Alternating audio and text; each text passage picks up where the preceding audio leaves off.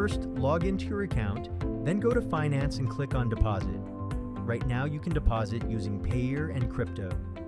I am choosing the crypto for this video, then click Next. Now enter the amount and click on Next. Now you can pay with multiple cryptocurrencies, or you can buy it using a card as well.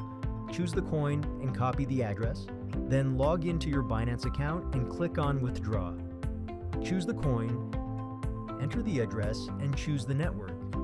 After that, enter the amount and click on Withdraw. Verify all the details once again and click on Continue. Once payment is done, it took a few minutes to reflect into your account. The account upgrade is simple. Just click on the Upgrade Now from the left menu. Then you can see multiple options. The higher you choose, your earnings will be higher. After adding the balance, simply click on Buy Now. Then choose Spending Balance, and your account has been upgraded successfully.